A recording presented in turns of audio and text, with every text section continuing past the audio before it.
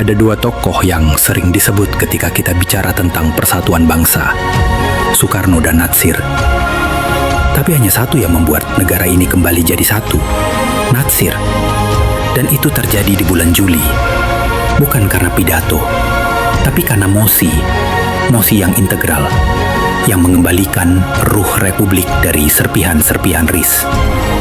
Mosi yang lahir dari pikiran jernih dan niat tulus, bukan ambisi kekuasaan. Maka jika ada yang bertanya mengapa Juli layak disebut bulan Natsir, definisinya bukan karena dia lahir di bulan itu, tapi karena pada Juli, Republik ini lahir kembali. Saya tidak sedang membandingkan siapa yang lebih besar, tapi saya hanya ingin mengingatkan apa yang sering terlupakan. Dalam buku sejarah, nama Muhammad Natsir mungkin tidak sedahsyat Soekarno atau Hatta, tapi dalam lembar penyatuan bangsa, ia tak tergantikan. Juli 1950 adalah bulan ketika Indonesia kembali menjadi satu kesatuan. Republik Indonesia Serikat, RIS, kala itu seperti puzzle yang tercerai-berai. Bentukan hasil konferensi meja bundar, KMB. RIS lebih mirip federasi buatan Belanda. 16 negara bagian yang masing-masing bisa ditarik ke arah yang berbeda.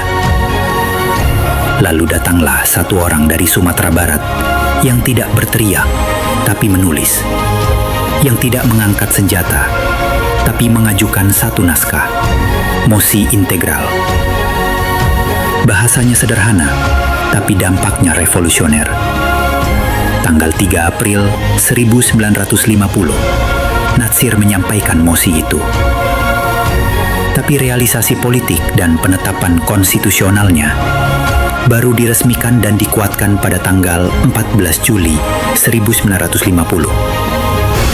Saat itulah Indonesia secara sah kembali menjadi Negara Kesatuan Republik Indonesia, NKRI. Dan tak lama kemudian, Muhammad Natsir diangkat menjadi Perdana Menteri pertama NKRI.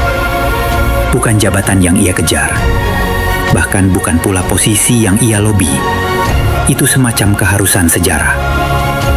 Karena dialah yang memulai, dan bangsa ini hanya memberi amanah pada yang mempersatukan, bukan memecah belah. Ironisnya, sejarah terkadang kejam. Ia menaruh nama Natsir dalam catatan kaki, bukan judul utama. Ia lebih sering dikenang oleh mereka yang memang menjunjung tinggi kejujuran dan kesederhanaan. Dan bulan Juli jarang disebut sebagai bulan penting di Republik ini. Padahal jika kita jujur, bulan Juli adalah bulan ketika Indonesia benar-benar lahir kembali.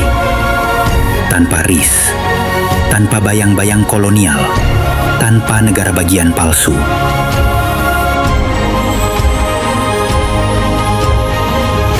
Jika ada orang bertanya pada saya, kenapa Juli layak disebut sebagai bulan Pak Natsir, saya hanya akan menjawab, karena di bulan itulah satu mosi, bukan kemarahan, bukan ambisi, telah menyatukan tanah air ini.